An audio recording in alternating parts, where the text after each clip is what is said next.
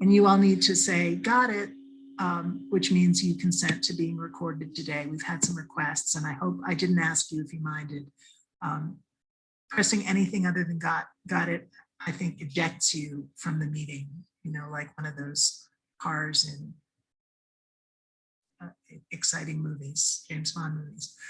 So say got it if you don't mind, and trust that the recording allows people who can't be with us today to glean information from what promises to be an important conversation.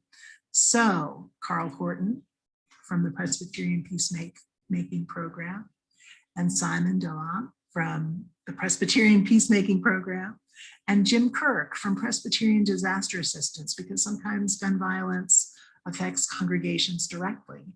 And PDA, as many of us know quite personally, is such an important arm of our ministry as Presbyterians. They are so responsive and so helpful in so many different kinds of crises, including the crisis that is gun violence. So welcome, gentlemen. Glad you're here. If you don't mind, we typically begin with a word of prayer. And we'll do that, and then it is all yours. I promise you that this is a convivial group of fine leaders in the Presbytery of Wabash Valley. I am sinfully proud of each and every one of them, and they will ask you good questions, but they come in peace. So enjoy your time with one another. Let's pray. God, we thank you for a beautiful day. And we thank you for technology that allows us to gather in this space and time to think about hard things and to think about what it is we are called to say and do in response to a crisis that is out of control, out of proportion, out of control. As people who follow the Prince of Peace, we pray that you would inspire us, that you would motivate us, that you would clarify for us what it is that you would have us do in response to the crisis of gun violence. We ask all of this, trusting in your Son's strong name. Amen. I assume that you all know how to choreograph this, that you've already talked about. Yep. Yeah. This is going to go. So over to you. Thanks for being here. We know how we're going to dance today with you all, and we're grateful for your desire to talk about gun violence. So thank you for the invitation, for the interest. Simon's going to do the screen share of the PowerPoint we have. And honestly, apologies at the outset. I think we have enough material for a 3-day conference. So we're going to zip through a lot of stuff and hope that we have plenty of time for questions. I think we may leave questions till the end. I don't know. But yeah, so indeed, I think we are in a time where we are in a dual pandemic, or two epidemics concurrently occurring, right? We're coming out of the COVID-19, or beginning to come out of the COVID-19 epidemic, but we are right in the middle of a gun violence epidemic. And as Jennifer said, even here in Louisville, every single morning I turn on the news, it's what shootings happened last night, and what neighborhood, and how many people were involved. So it is, I'm sure it is happening where you are. Simon, Jim, and I are 3 of the colleagues in the mission agency who address gun violence in our work. It's not necessarily with one of our offices. We have a gun violence strategy team at the mission agency that comes together and works on these issues and tries to resource congregations. So let me start with sort of a litany to set the stage, and then we actually are going to share one more prayer, because a lot of the resources that the denomination has are liturgical materials to help congregations address tough topics like gun violence in the context of our worship life. So this litany is something that we actually had on June 2nd, which was National Gun Violence Awareness Day, we had a worship service at the Presbyterian Center in our chapel that was, the topic was gun violence. Since gun violence is actually something that we are aware of in the month of June, you may be aware of an article in the New York Times recently that documented mass shootings so far in 2021. Now, the Gun Violence Archive defines a mass shooting. Many of you probably know this. It's got to be one that has 4 or more people injured or killed, and that can't include the perpetrator. That's what the Gun Violence Archive uses, and that's a resource that we'll share with you. So just to give you an idea, in 2019, there were 417 mass shootings in the United States. In 2020, there were more than 600 such shootings. And then as of May 26th, which is what, 3 weeks ago, so we're even beyond that, there have been already 232 mass shootings. Among them, on January 9th, at least 5 people. Oh, sorry, Simon, if you could move on to the. Yeah. Among them, on January 9th, at least 5 people, including a 15-year-old girl, were killed in a shooting spree in Evanston, Illinois. On March 16th in Atlanta, 8 people, including 6 AAPI women, were killed at 3 spas in the Atlanta area. On March 22nd, a gunman in a grocery store in Boulder, Colorado, killed 10 people, including the first police officer to arrive on the scene. On April 15th, at least 8 people were killed in their workplace when a shooter opened fire at 8:30 in the morning at an Indianapolis FedEx warehouse. On May 26th, 9 people were killed in a workplace shooting at a rail yard in San Jose, California. It is, of course, now June. There have been more mass shootings, more death, more injury to add to the count as that count continues to climb. So we'd like to continue in a spirit of prayer, remembering these and all these other events with a prayer that uplifts these particular contexts. So let's be together in prayer. I'll say this for us. We pray for our neighbors in Evanston, Atlanta, Boulder, Indianapolis, and San Jose, and for our broken, whole broken, and heartbroken nation. In this hard season of violence, death, and distrust, each one lost is a child made in your image. Each survivor is beloved to you. Each afflicted community is a part of your commonwealth.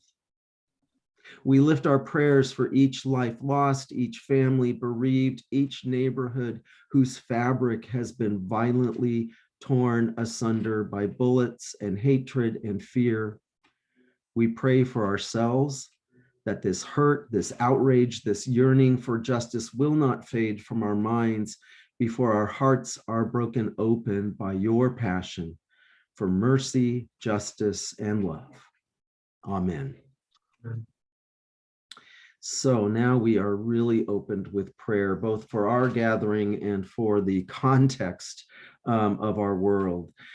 So we wanted to share with you initially, I'm going to talk a bit about policy in the PCUSA and some of the advocacy, but moving on, yes, I'm into the next slide. We wanted to share with you a really good resource. Specifically, we looked up Indiana for you. And this is the Educational Fund to Stop Gun Violence.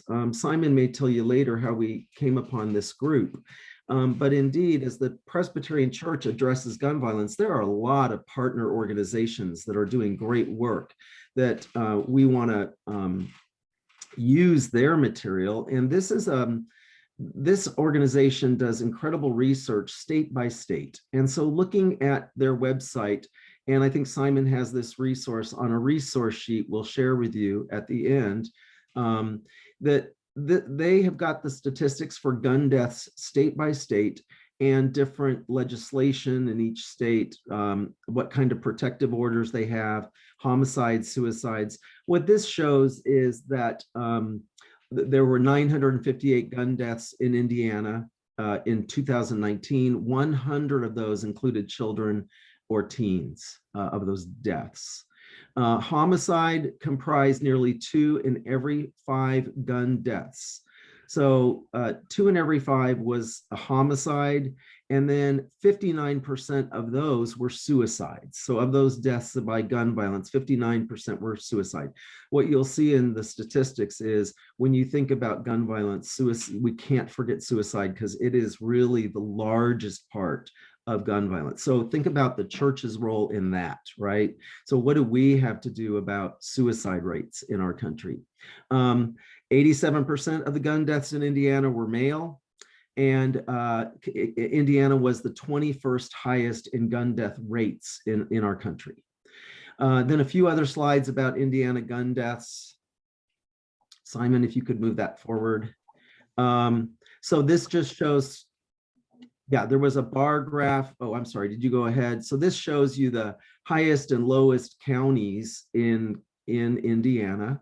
And Wabash County, Miami County, and Hamilton County were the lowest.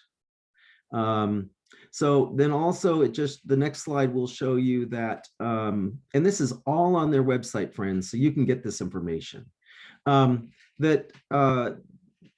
So as far as firearm homicides, 2 in 5 gun deaths were homicides. I think we already said this, but of those homicides, 3/4 of them were committed by firearms in Indiana. Again, these are Indiana deaths. So of the people killed, 3/4 of them were killed by guns. So guns are very effective, and we've heard that from experts. If you're going to try to kill somebody, a gun's a pretty good way to do it. Okay, so next one, these are again Indiana, and then this is the suicide. 3/5 of gun deaths were suicide. Again, we already saw that most of the gun deaths are, the cause is suicide. And 3/5 of all the suicides were by firearms. So suicide is the #1 cause of gun death, and firearm is the #1 used tool, if you will. And you can see the numbers for, there were 5 of your gun deaths, 570 were suicide, 18 involved children and youth. All right, I think that's it for Indiana. I can't see the preview, Simon. What's our next slide? Yeah. So for me, for my part, let me just tell you that the Presbyterian Church has been pretty outspoken on the issue of gun violence. We have really good policy. So if you don't have a copy of the 2010 policy approved by our General Assembly, I would encourage you, we have a link to it on our resource sheet. It's free, it's downloadable, it's 11 years old now. But it is a very well-written piece of policy. It was adopted by our General Assembly. As you know, the policy gives guidance to churches and to church leaders, but it is a way for the church to speak to culture and the church to speak clearly to a violent culture. So it basically, as we've got here, it does challenge the fatalism and numbness that sort of grips us when we think of gun violence, like there's nothing we can do. And it reviews the church's past position, and it proposed at that time a spiritual awakening. So while the slide is set on this one, I just want to tell you a few things from that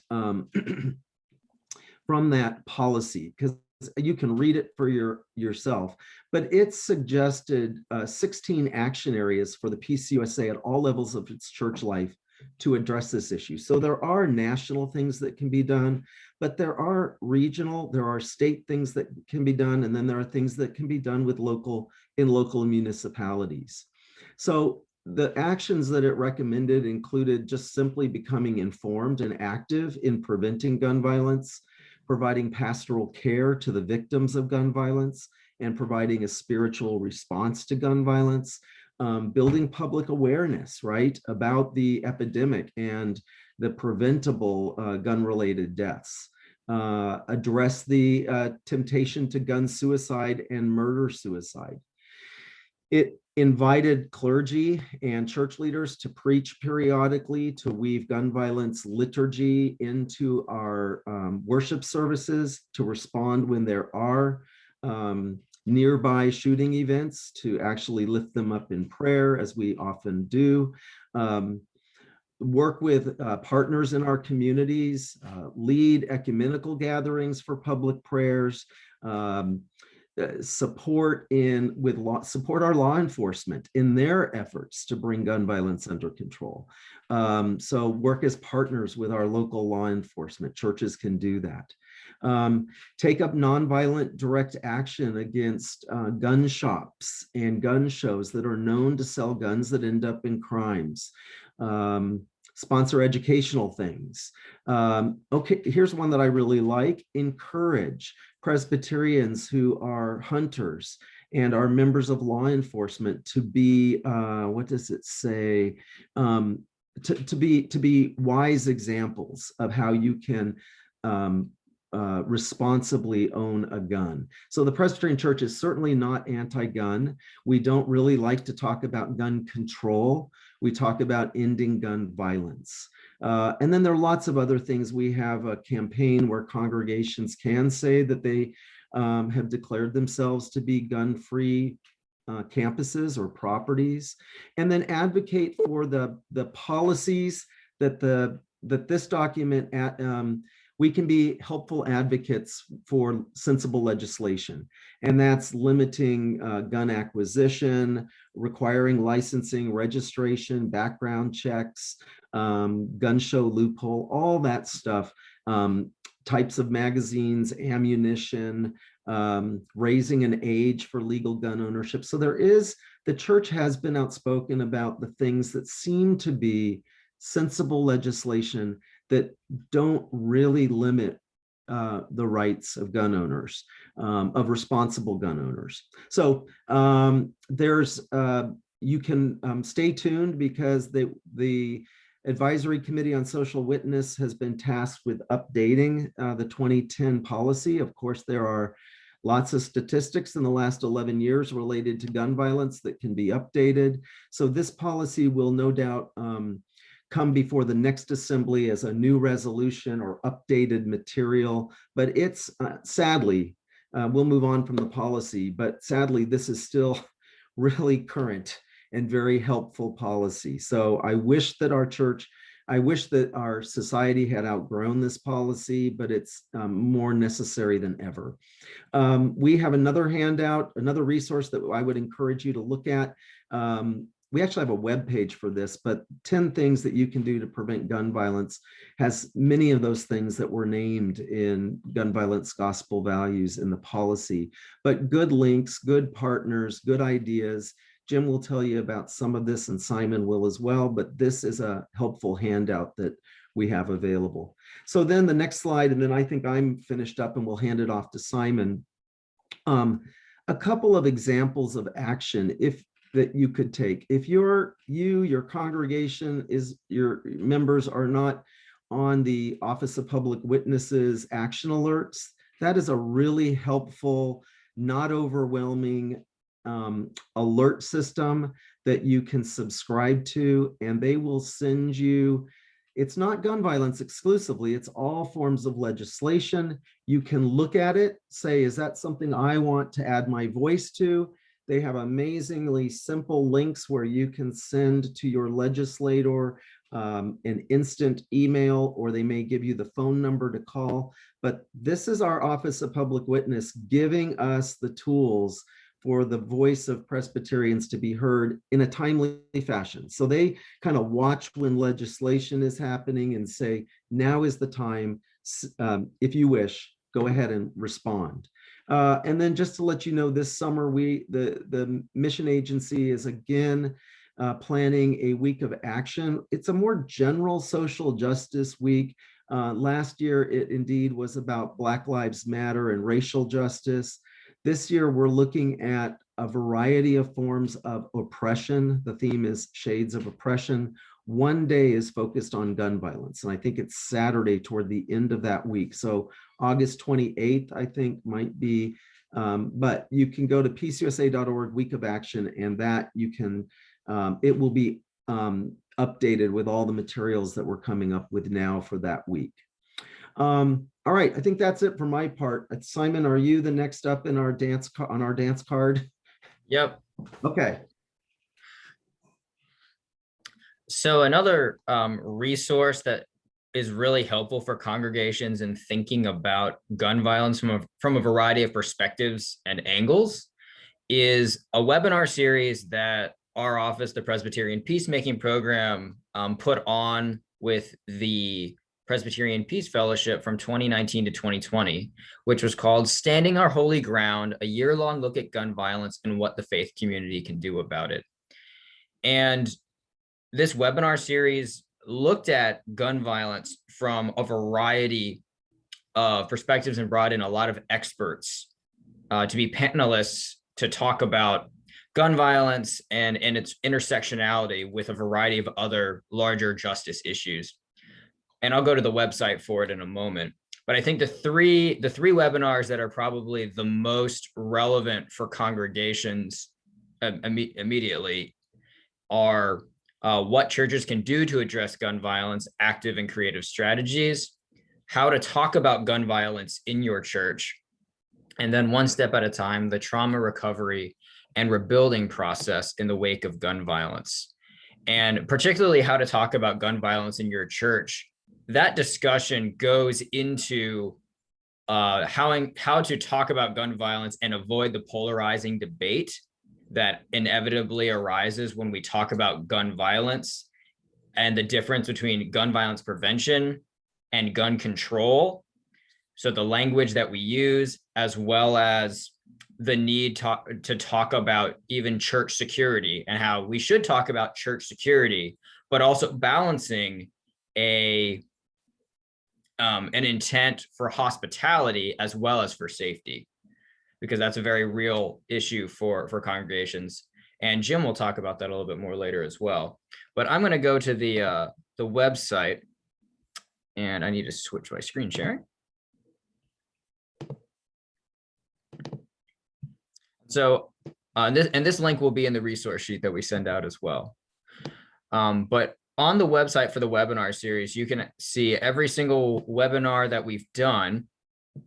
And so we talk about theology, young people and campuses standing up to gun violence. We have 2 webinars about mental health and how the media affects the way that we understand gun violence, the impact of gun violence on LGBTQ+ communities, law enforcement, the racial divide in gun violence.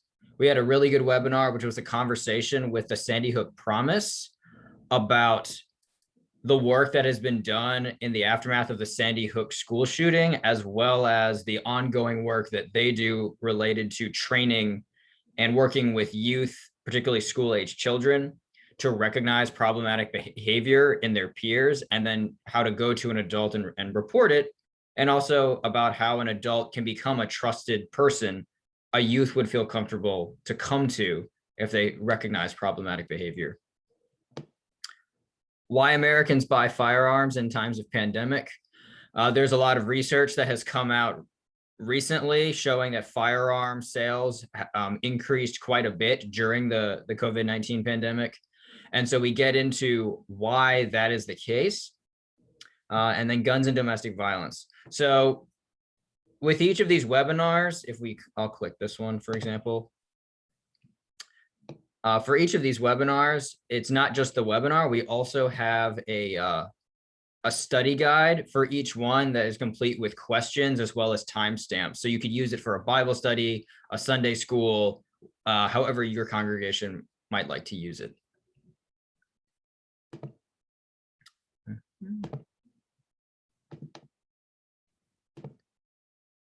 And so I'm going to show you a short video with some clips and highlights from the webinar series. But before I do that, I wanted to share a couple quotes that didn't make it in there that I think will be particularly relevant for everyone on this call.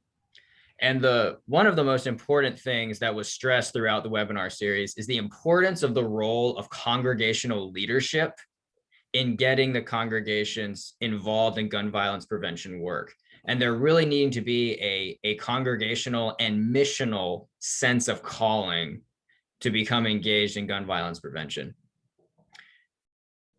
Also, there's not a need to reinvent the wheel. There are already a lot of great organizations in your community doing work on gun violence prevention. So you don't need to come up with something new. Find the organizations that are already addressing these issues and figure out how you can join them or partner with them.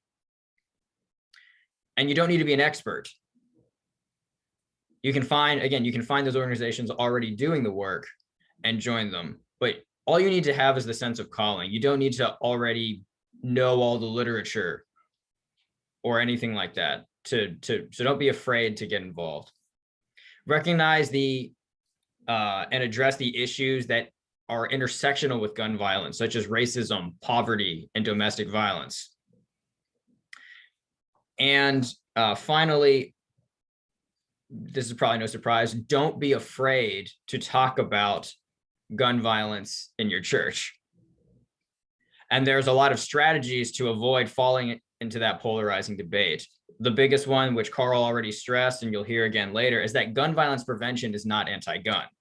That's probably the biggest pitfall that people fall into. But the fact is that gun violence prevention is not anti-gun.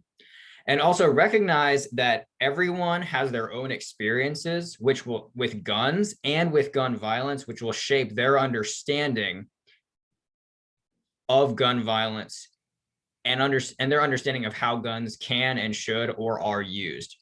And that affects where they fall in what can be described as a gun violence or gun rights spectrum. And so if we're going to have productive conversation about this, we need to understand where each of us is coming from, because the more that we humanize the issues, the better that we are able to understand each other, and therefore better able to have productive dialogue around gun violence. So with that said, I'm going to just share a short video with you all, which and you can hear from some of our wonderful panelists from the webinar series yourselves.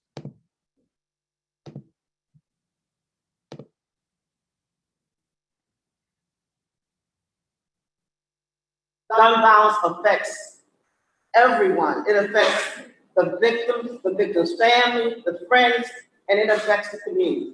So in me, whatever I can do or say to stop gun violence, I'm going to be there to do it, because I believe that that's our responsibility, not to sit behind the church wall, but to go out in the streets and to confront those who are here to do violence to harm others. God created us to love one another and to live in peace. Amen. Yeah.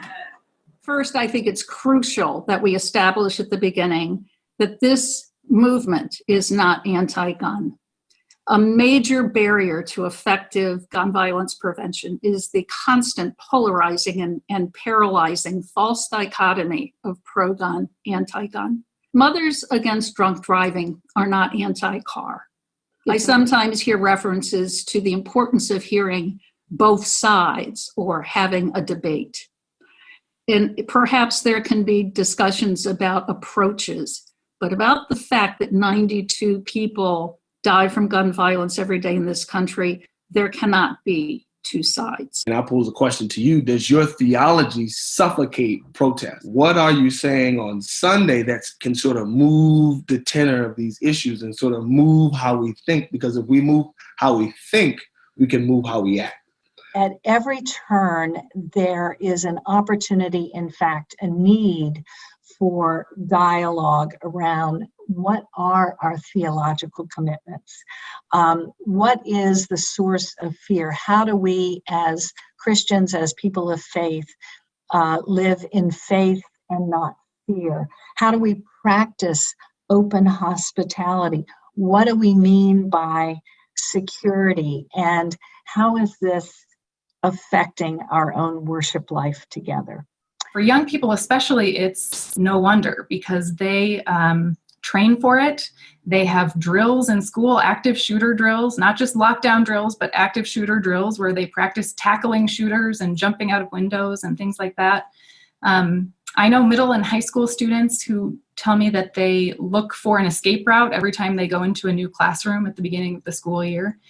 And, they also live in a world where they watch mass shootings play out on social media in real time, and it extends the grasp of trauma much more than it has in years past.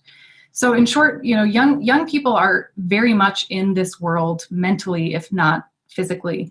And I think they're already talking about it. They're drilling for it from age 5 on. And if we don't address this with young people in congregational settings, I think we do them a disservice. And I think our silence actually communicates something as well. Particularly gun violence, which has very disproportionate effects on predominantly urban communities and predominantly African American and Black communities. How the media represents victims and perpetrators becomes very important in what us, the general public and society, think about criminality, think about risks, and think about who deserves to have their violence interrupted, to have a prevention program, to be treated, to be healed, to be healthy. A lot of times we talk in this gun debate about restrictions and access and sort of the person, getting access to the gun. But we don't talk about the intersectionality of all the issues that sort of bring a person to pick up the gun in the first place. Number one, heteronormativity, xenophobia, demilitarization of police, misogyny, white supremacy, America's obsession with violence, the CIA, hatred, disabling of families, hatred towards women, media, toxic masculinity, the education system, poverty, criminal justice, housing crisis, the profit of death, trauma, conflict resolution, pride, ego, colonialism, gentrification, and lack of opportunity. So that just gives you a little bit of an overview of some of the insights shared throughout the webinar series. We really encourage you to check out the ones that you're interested in. And again, we'll provide the link to the webinar series in the resource sheet that we'll share with everyone. And with that, I will turn it over to Jim. Thank you, Simon, and thank you, Carl. And hello, everybody. And Carl, you're right. I think it may even be a 5-week series that we have enough information to cover. So here's my part of the presentation. And okay. So PDA is more on the response end, but we'll talk a little bit more in detail about that. Here's our mission, what PDA is all about, and that is to enable congregations and mission partners of the Peace USA to witness to the healing love of Christ through caring for communities adversely affected by crisis and catastrophic events. And we do most of our ministry through our volunteers. We have a national volunteer team of about 100 people that are scattered around the country. And we came together originally in the mid-90s. And most of our training at that time was around how do you connect with FEMA? What do you do when a flood hits? How do you handle evacuations? But very quickly, we became aware that human-caused disasters, very often gun violence events, were a reality, and we needed to be prepared for that in terms of our response because there's just different factors involved. And so the first gun violent human-caused disaster we responded to was the Columbine shooting in the late 90s, and then have responded to a number since then. So what's a congregation to do? And want to start where really Simon and Carl took us originally, and that's prevention. And you heard it addressed earlier. It's not only the action that people are taking with guns, but why the gun is there in the first place. So definitely think that prevention is something that needs to be talked about, and truly an ounce of prevention is worth a pound of cure. And PDA has a resource in addition to the ones that my colleagues have highlighted called Trigger, and it deals with the ripple effect of gun violence. And I think for the sake of time, I'm not going to show a clip, but you will have a handout that has a link to this resource. You can find about a 3-minute trailer. You also can find ways to access the full documentary, which I think is about 30 minutes long. And here's a little description of what Trigger is. You can see that it examines how one shooting impacts individual families, communities. In the documentary, all those scarred by gun violence arrive at the same question: why did this happen to us? After looking at these in-depth experiences of gun violence, Trigger turns its attention to a bigger question: what can we do to prevent gun violence? What are reasonable approaches? And I know that whenever you talk about issues like this, it does get very polarized very quickly, and it automatically becomes, pro-gun versus anti-gun. Carl has already mentioned that the Peace USA is not anti-gun, but anti-gun violence. And that's where I think we all can agree. And every time I've read any poll, it shows that the majority of Americans are in favor of sensible gun laws. And I think that's where we need to find the common ground. And this Trigger is yet another resource that can help people do that. So we have at the PDA website, which you'll have a link to get to the Trigger resource, we have a study and action guide available. So this can be done as a adult education class or continuing education or a Christian education class in a generational perhaps. It can be used for a series of monthly dinners. There's lots of different ways that this resource can be used, but more than just seeing the documentary, there's the opportunity to have meaningful discussion around it. And then the Peacemaking program put together a screening kit. Where this has been most effectively used is when a congregation or a presbytery sponsors a screening event where the community is invited to come and attend the event, and there's a panel discussion that follows. And I've been at numerous panel discussions, and they're very effective, and they're not all one voice.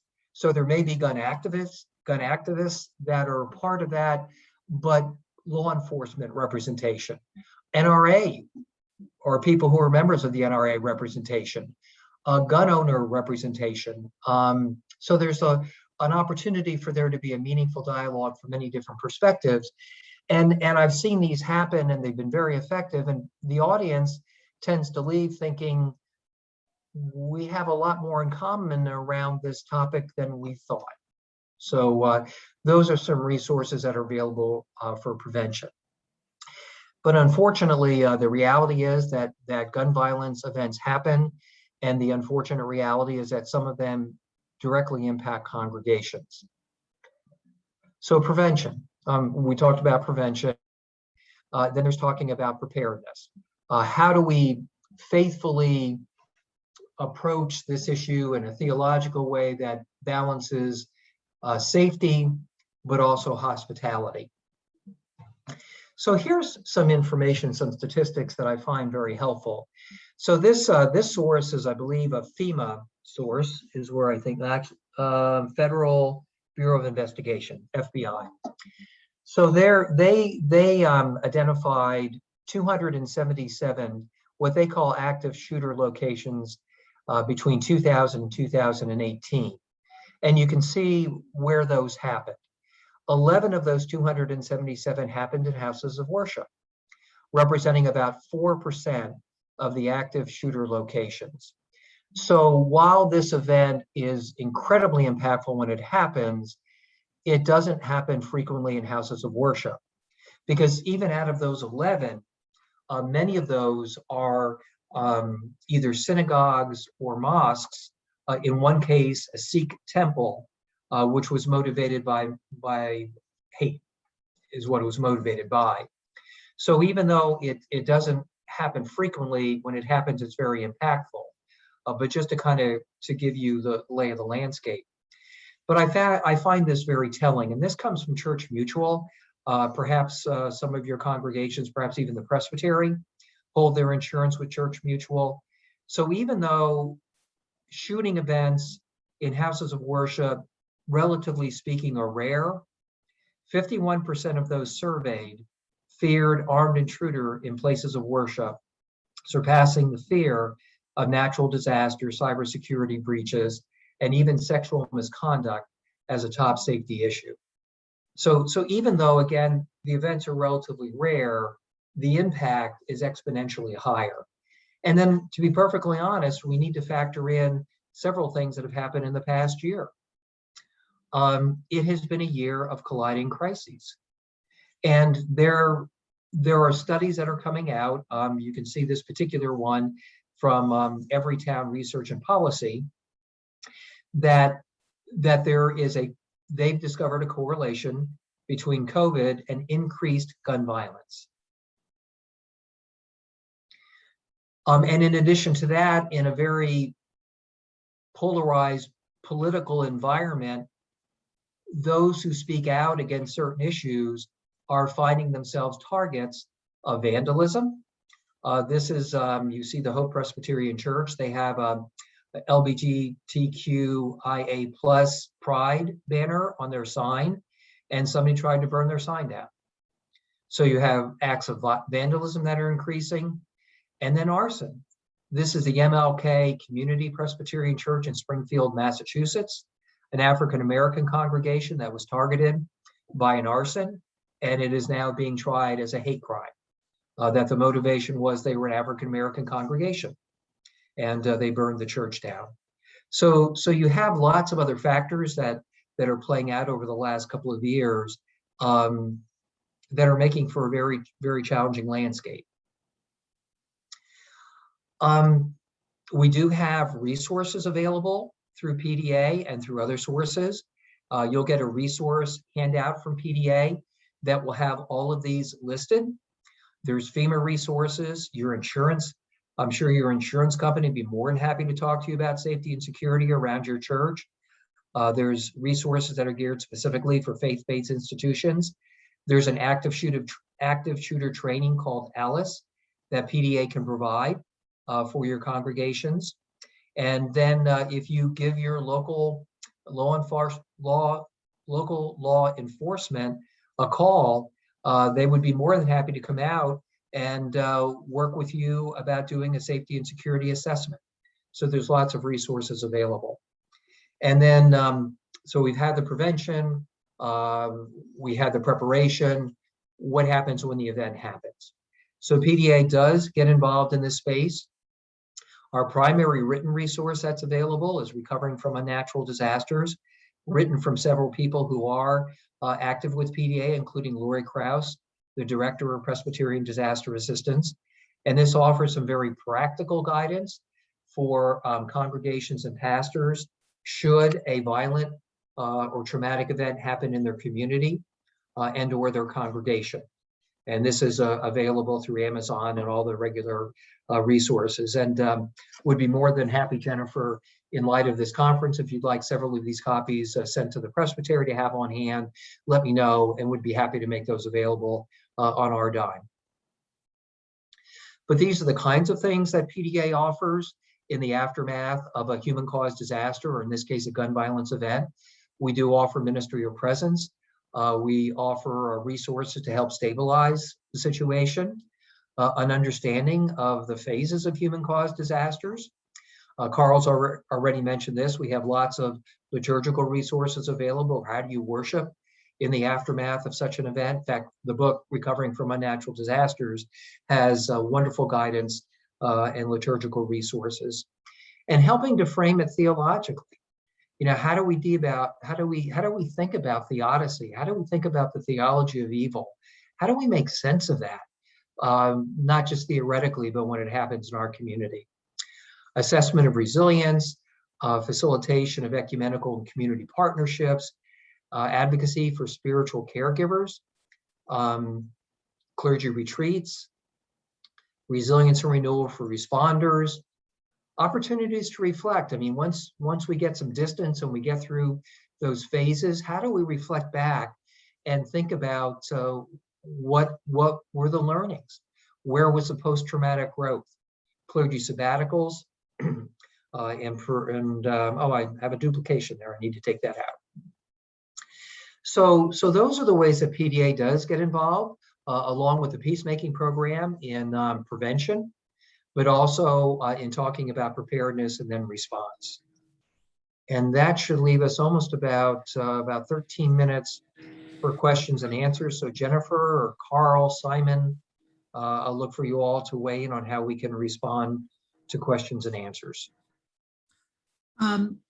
We're a group of 16 today, which I think is manageable. And our practice typically has been for folks to simply raise their hand and be acknowledged and get started. We have such good resources with us today, Wabash Valley. Please take this opportunity to ask your follow-up questions right now. Roger. Yes, I served a congregation in Lake Station, Indiana, which was right next to Gary.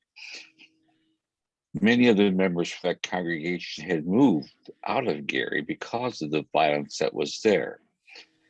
And while the people were concerned about what was going on, a common attitude was, oh, I'm so glad we're not there anymore. And of course, we prayed for them. Violence was going on, but it was hard to make that connection to. I just wasn't satisfied with the response the congregation had towards the violence that was going on where they had once lived. I wonder what suggestions you have for that.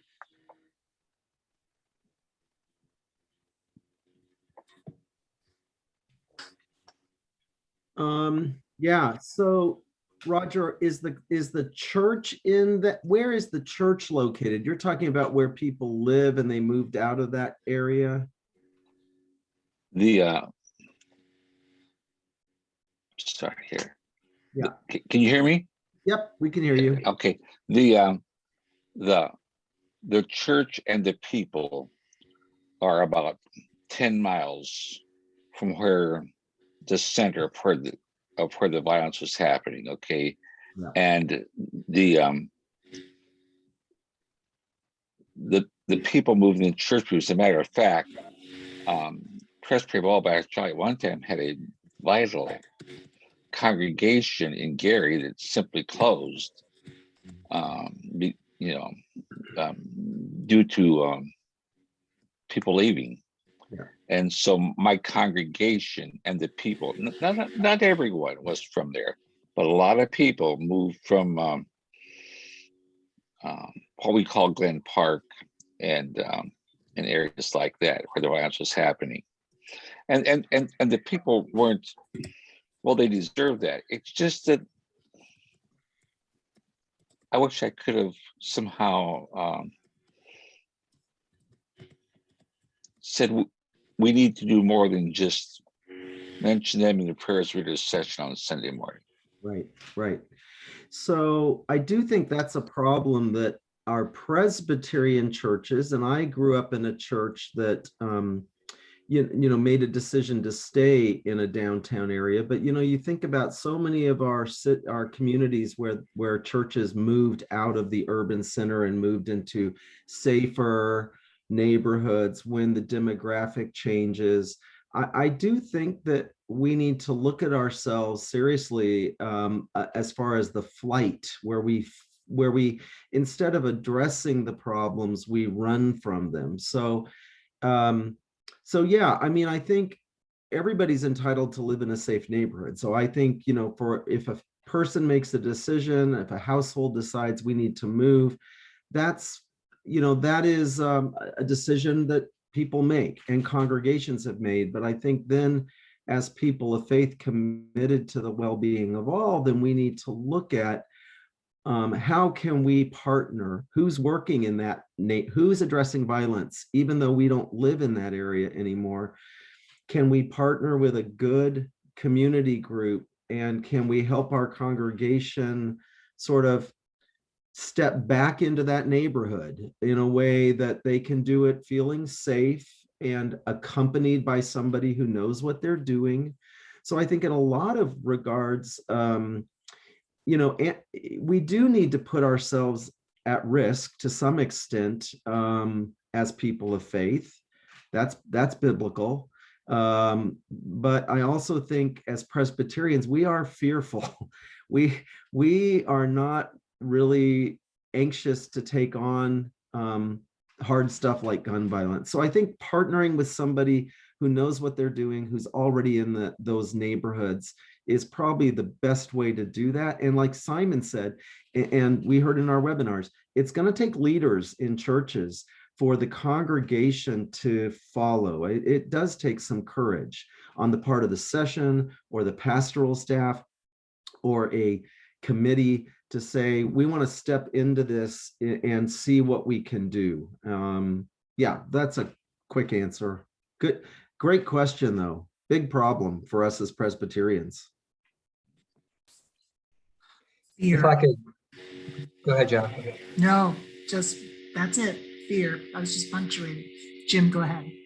Yeah, and building on what Carl said, I think often we look at this as laws that are passed on the federal level and things like that, and that's certainly an important piece of it.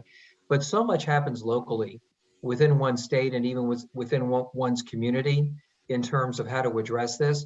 So I would encourage all of you just to Google gun violence in my community. I did one for Rochester when Simon and Carl and I were talking. I just Googled gun violence prevention in Rochester and got a bunch of hits. That there's a lot of groups. And Roger, that, if there was a group that happens to be active in your community, that might be a good educational event where they can come in and people from the community talking to people who are also from the community about why this is really our issue. And I think it's a theological issue in that we're called to feel a sense of responsibility for all people. And quite practically speaking, gun violence doesn't know zip codes, county borders. And if we've seen anything over the last few years, what we thought was a problem over there is everywhere.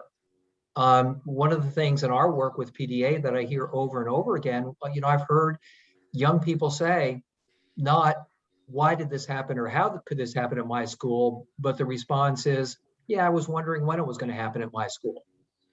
And when you saw that pie chart, you may not have looked at it closely that I showed, but these events happen everywhere. So it's in our best interest, if you think of it as an infection, to stop the infection of gun violence, because eventually it's going to come knocking. So those would be some additional thoughts that I would have in terms of how to approach the congregation. And, using one of the incredible resources that's available through the Peacemaking program or Trigger, and using that as an educational opportunity in the congregation. Great, Jim, thank you. Who else would like to ask a question? I can ask one. This is Mike. Thanks. First of all, thank you for all the access to resources, which I know are going to be very, very helpful. So I know I can see that this is addressed in one of your resources, but I'll ask anyways about the relation between mental health and gun violence. I can certainly understand the impetus to say, let's find ways to keep guns out of the hands of people who are seriously mentally disturbed. And I think there are some laws called red flag laws related to that. At the same time, I'm close to someone who's dealt with mental health issues who says, yes, so now we have this development that everybody who's got mental health issues is further stigmatized, because now everyone's afraid that someone who's got mental health issues is going to be dangerous. How do we kind of clarify the need to distinguish between protecting ourselves from those who are really dangerous from the much larger community of people who deal with a certain amount of mental health issue. So in the two webinars about mental health, one of the myths that gets debunked almost immediately is that people with true mental health issues are not usually violent towards others. They're actually more at a risk for hurting themselves. Yeah. But they are not, it's been statistically shown that they're not like more probable than anyone else to harm others, whether that be with a gun or in other respects. And so there's a distinction there between mental illness and then someone who is intending to do harm. And then there's also one of the panelists in one of the webinars directly says mental health, or what, let me see this again. Racism and misogyny are not mental health issues. That's a completely separate discussion. So if someone has an intent to harm or has hate, that's not mental health. That is its own problem. And so they make that distinction very clear there. But I also hear what you're saying about also just making sure that even if someone has mental health, and as we said, they are a higher likelihood to harm themselves, though. And I think that there's a question about, okay, are there weapons in the house? Do they have easy access to it? And if they do, then there are steps that a family can take to prevent them from being able to access that. And that's a conversation that can be had. So it doesn't completely answer your question, but I would advise checking out that some of that information. Yeah, thank you.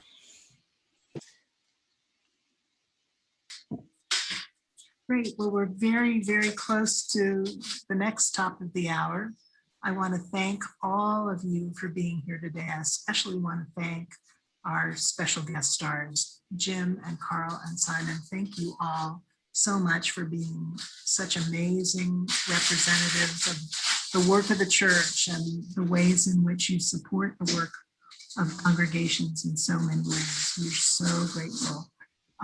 Thank all of you. I hope that you are thinking about what your takeaways are from this conversation, because there are many. And I think I speak for this group, special guest stars, in saying that we look forward to receiving that resource list, and we promise to distribute it to those who have been on this call. And I think we'll just distribute it to our whole calling list, frankly, because it's that important and it will be an easy thing. So watch for an email from Vicki, and thank you all for being with us. We typically, Carl and Jim and Simon, I think I told you this in the email, we linger for folks might have an opportunity to ask the question, but would rather have that chance in a smaller group. If you have a few minutes to stay, for anyone who wants to talk with you in a smaller setting and unrecorded, perhaps,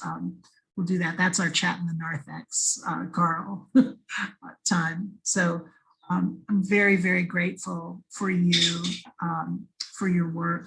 Absolutely right, Kim, for PMA, for PDA, for the Peacemaking program. Thank you for being such amazing partners in our work together. And thank all of you for being willing to take an hour of your time to think more about how this topic and this conversation can be translated to your congregational settings. Let's close with prayer.